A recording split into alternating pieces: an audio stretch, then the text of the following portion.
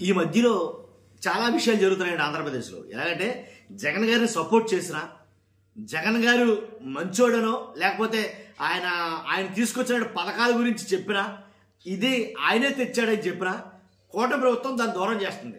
దాని మీద బీభత్సమైన ట్రోలింగ్ అయితే జరుగుతుంది.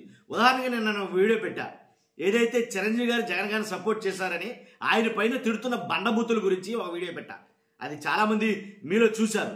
ఇప్పుడు ఏం జరుగుతుందంటే కనుక జగన్ గారు తీసుకొచ్చారని లేదా వైసీపీ తీసుకొచ్చిందని, వైఎస్ఆర్సీపీ పార్టీ తీసుకొచ్చిందని వైకుంఠ ఏకాదశి పర్వదినం ఏదైతే 10 రోజుల పాటు భక్తులకి అందుబాటులో ఉంచేవారో, ఎప్పుడు ద్వారాలు తెరిచేవారో, ఇప్పుడు అది భక్తుల నుంచి ఆ వైకుంఠ ఏకాదశి పర్వదినాన్ని, ఆ దర్శనాన్ని దూరం చేయాలని చూస్తుంది కూటమి ప్రభుత్వం అని ఎవరైతే బొమ్మల కరుణాకర్ రెడ్డి ఉన్నారో ఆయన మాట్లాడుతున్నారు. ఇది నిజమేనా లేక ఒక ఆరోపణ అనేది ఖచ్చితంగా చూద్దాం. చూసే ముందు నా రిక్వెస్ట్ అయితే ఫస్ట్ అయితే లైక్ చేయండి. లైక్ చేస్తే నాకు మోటివేషన్ ఉంటుంది, ఎక్కువ మందికి ఇన్ఫర్మేషన్ షేర్ అవుతుంది. కొత్తగా మన ఛానల్ ఇస్తే పక్కాగా సబ్స్క్రైబ్ చేయండి. మీ అమూల్యమైన అభిప్రాయాన్ని కామెంట్ రూపంలో తెలియజేయండి. ఎందుకు చెప్తున్నానంటే ఒకసారి అసలు ఏదంటే ఇప్పుడు ఆ 10 రోజుల ఏకాదశి అదేదైతే ఉందో దాని నిమిత్తమైతే కనుక ఇప్పుడు ఎక్కువగా వైరల్ అవుతుంది. నిజంగాను తిరుమలలో ద్రావిడ సాంప్రదాయం నారాయణ ప్రబంధం అంటే 12 మంది ఆయువారుల స్వామివారిని కీర్తించిన వారు బ్రహ్మోత్సవాల సమయంలో పెద్ద జిఆర్ మఠం వాళ్ళ ఆచారం ప్రకారం నిరంతరం కొనసాగే ప్రక్రియ. ఇది వేల సంవత్సరాలుగా కొనసాగుతున్న సాంప్రదాయం. ఇది అవసరం లేదని వితండవాదం చేయడం సరికాదు. 10 రోజుల పాటు వైకుంఠ ద్వారాలు తెరవడం మంచిదని, ఆనాడు పాలక మండలి తీసుకున్న నిర్ణయాన్ని అమలు చేయడానికి చేతకాక చేతులు ఎత్తేసి ఇవాళ వితండవాదం చేస్తున్నారు. గతేడాది వైకుంఠ ఏకాదశి పర్వదినాన తిరుపతిలో జరిగిన తొక్కిసలాటలో 6 భక్తులు మరణించడం అది మీ అడ్మినిస్ట్రేషన్ లోపం. ఇప్పుడు గత ఏడాది జరిగింది కదా ఓ ప్రమాదం అని కొన్ని లక్షల మంది భక్తుల మనోభావాల్ని కించబడటం మంచిది కాదేమో. ఎందుకంటే స్వామివారిని దర్శించుకునే ఉద్దేశంతో చాలామంది భక్తులు అంటే వైకుంఠ ఏకాదశి అనే ఆ పర్వదినం ఏదైతే ఉందో అది చాలా ప్రాముఖ్యతను సంతరించుకున్నది. కాబట్టి దీన్ని ఆ 10 రోజులు కాస్త 2 రోజులు తగ్గించేద్దాం. ఎవరు పడతాడు ఈ తలనొప్పి, ఎందుకు వచ్చింది తలకాపోటు, కానీ ఆ 10 రోజులు 2 రోజులు తగ్గించేద్దాం అని మీ ఆలోచన ఏదైతే ఉందో అది చాలా తప్పు. అర్థమైందండి? దీనికి అంకురార్పణ ఎక్కడ జరిగిందంటే ఏదైతే పద్మావతి గెస్ట్ హౌస్లో మీరందరూ కలిపి అంటే ఆగమ శాస్త్ర పండితులు, ఆగమ సలహా మండలి ఎవరైతే ఉన్నారో వీళ్ళందరూ కలిపి బలవంతంగా వాళ్ళ మీద ఒత్తిడి తెచ్చి ఆ 10 రోజులు 2 రోజులకైనా కుదించేటట్టుగా పర్వాలేదు అనేటట్టుగా వాళ్ళ చేత ఒప్పించారు అని ఆరోపిస్తున్నారు వైఎస్ఆర్సీపీ వాళ్ళు.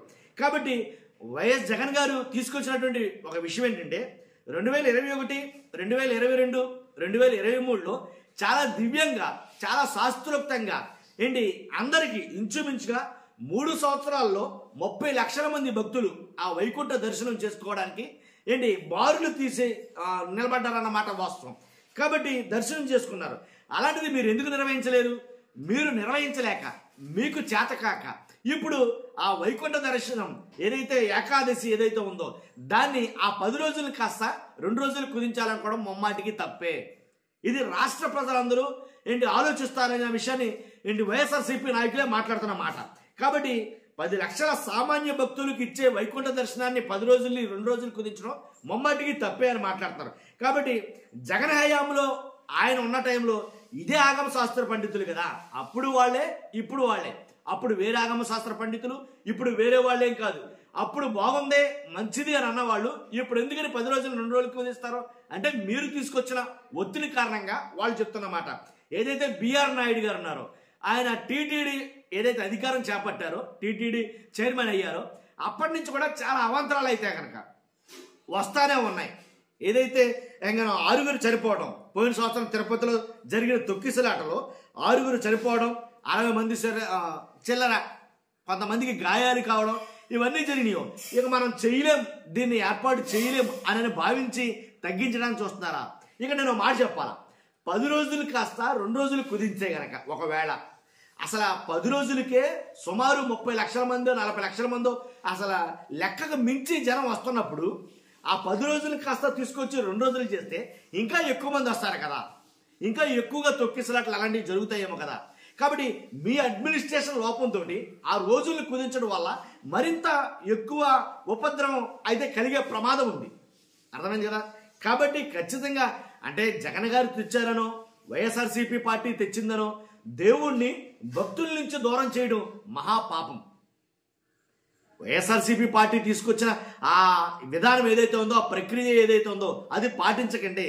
ఏంటి, ఎందుకని జగన్ గారు తెచ్చారు అది పాటించొద్దు, వైసీపీ తెచ్చింది అది పాటించొద్దు, ఈ విధానాన్ని మానుకోండి. ఎందుకంటే జగన్ గారు తీసుకొచ్చారు కదా అని భక్తుల నుంచి భగవంతుడిని దూరం చేయడం అనేది మహాపాపం. పైగా ఇలాంటి అంటే నూటికో కోటికో జరిగే వైకుంఠ ఏకాదశి పర్వదినాన్ని చాలా ప్రాముఖ్యంగా భావించే భక్తులు మనోభావాలు దెబ్బతీయడం చాలా దుర్మార్గం అనేది కనుక ఎవరైతే అంతకుముందు మాజీ టీటీడీ చైర్మన్ బొమ్మన కరుణాకర్ రెడ్డి అలాగే చాలా మంది భక్తులు మాట్లాడుకున్న మాట ఇది ఎక్కువగా చర్చ అయితే దారి చేస్తుంది. చూస్తున్న మీరు అందరూ కూడా మీ అభిప్రాయాన్ని కామెంట్ రూపంలో తెలియజేయండి. ఫస్ట్ అయితే లైక్ చేయండి, కొత్తగా మన ఛానల్స్లో పక్కాగా సబ్స్క్రైబ్ చేయండి. Thank you very much.